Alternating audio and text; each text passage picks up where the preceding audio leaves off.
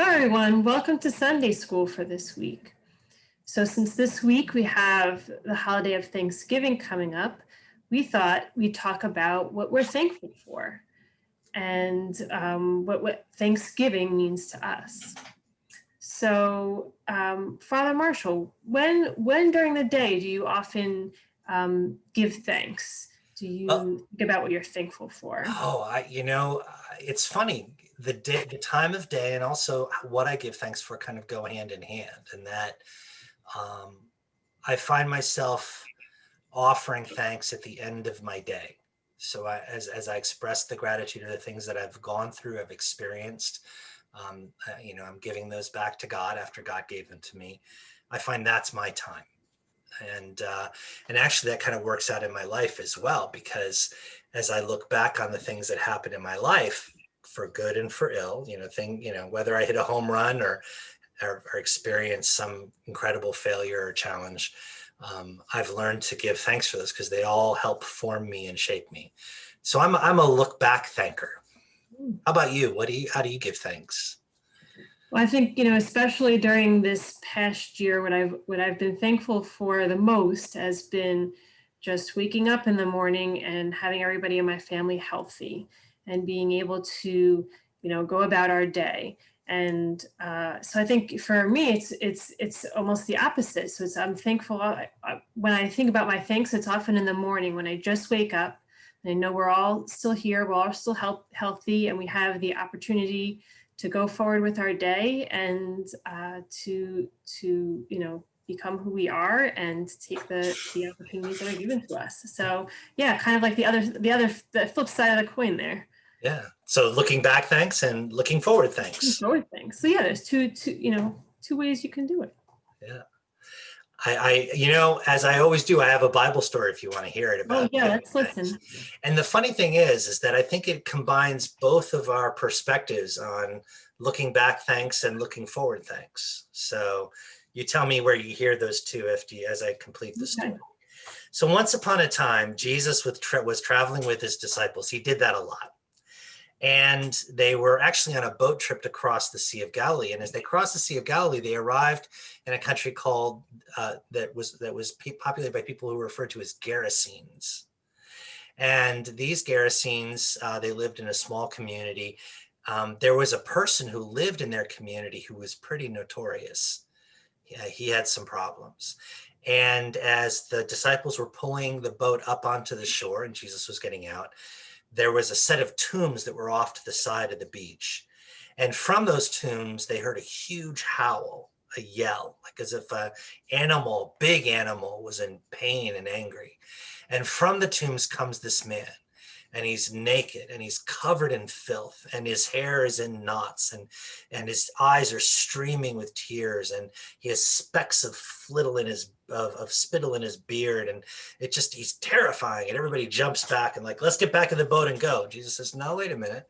And the man runs up to Jesus and takes a really aggressive stance. And he says, what have you to do with us here, Jesus, Son of the living God, Son of Man? Are you here to contend with us?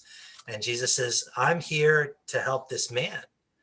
Well, it turns out this man had been possessed by demons, and he had been that way for a very long time. And the people in his community had tried everything they could to help him. They'd hired exorcists, they'd hired doctors, they'd hired priests, they'd hired locksmiths to build chains that could hold him and keep him from harming himself and other people. And he would drive anyone who tried to help him away, and he would break the chains. He couldn't stand to have anything on him, so he'd tear off his clothes and he'd run off into the tombs again, because at least among the dead, it was quiet enough that he could be alone and away from all the things that caused him pain. This was not a guy who could give thanks. And Jesus says, well, who is in you? And a voice came from him that said, we are legion, for we are many. It was a whole host of demons that were inside this. I mean, imagine that, not just one. It's hard enough to be one person inside your own skin, to be a legion, to be 1,000 people, 1,000 demons inside you packed in as well. It had to have been horrible. And he's going to throw out these demons from this man and exorcise them. And they beg him, don't send us back into the pit. Send us instead. And they gesture over to the side where a swineherd was with his herd of swine. He said, send us into the swine.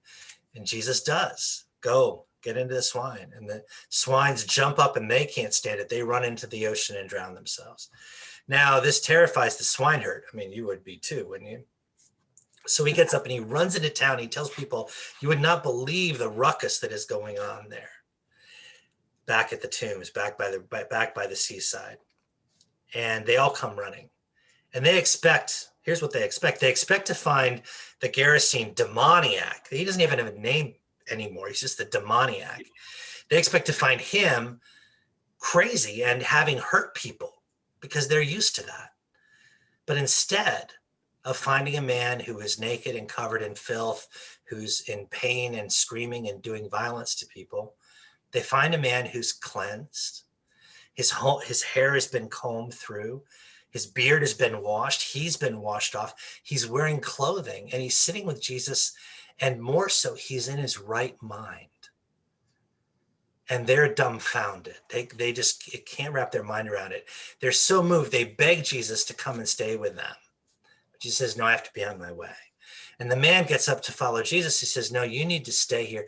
You need to share what's happened to you with other people. You need to take what you've been given and be thankful and share that good news. You can't just hold on to it and you can't just use it to follow me. You have to go your own path and you have to share your thanks.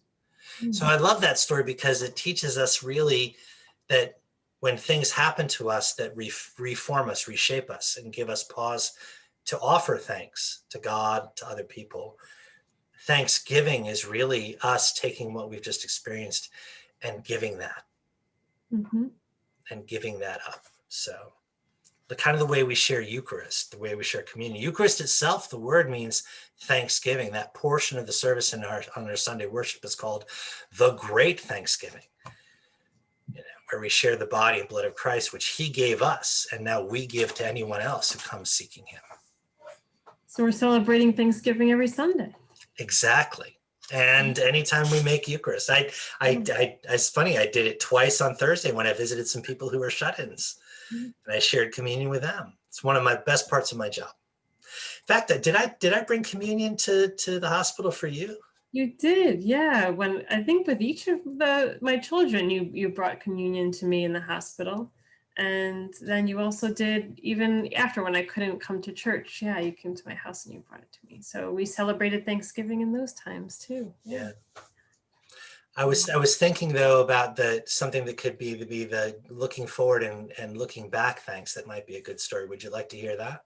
Yeah, sure. This is kind of a sad story with a kind of a sad ending, but it ultimately is glad. So just hold that in your heart.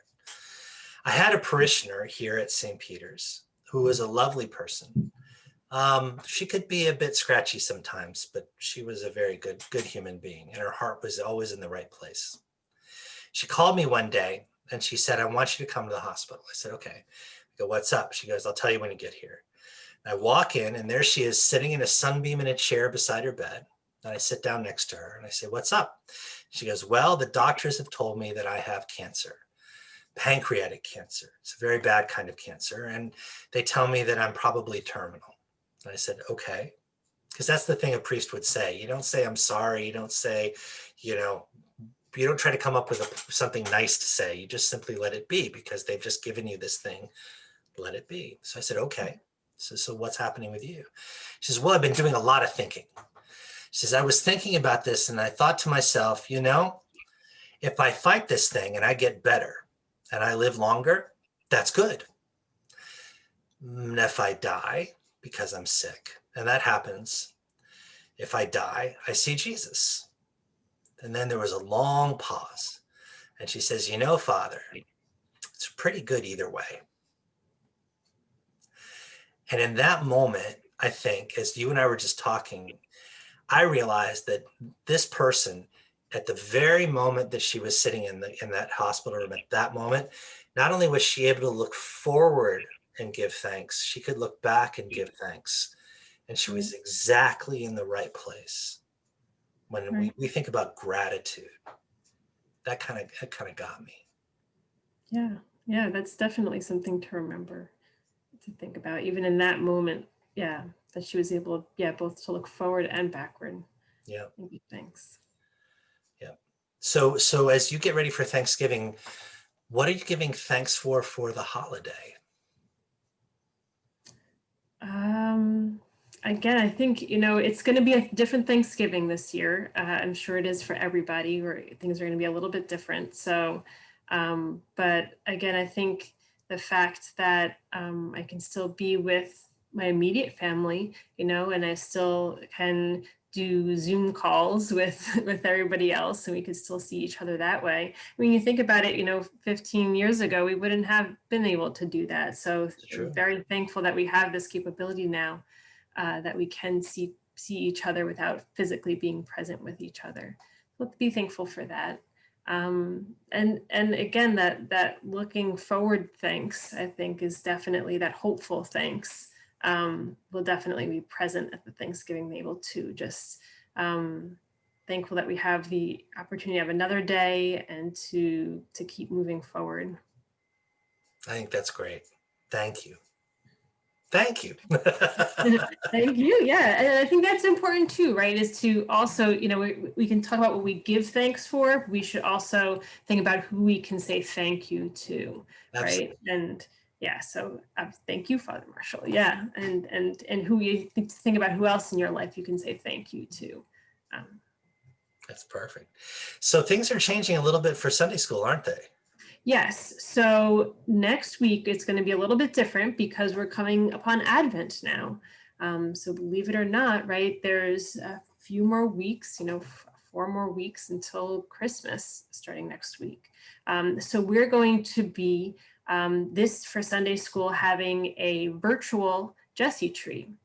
And each day of December, we'll be talking about one of the ornaments on the Jesse tree, as we've always done every Sunday. When we used to have church all together, present in church, the actual physical church, we're doing the same thing, but just here virtually. So we'll talk about the Bible story that goes with the ornament, and then we'll show, what ornament you can create, and we'll do that each day. So it'll be different because it'll be short, a couple of minutes lesson each day for Sunday school.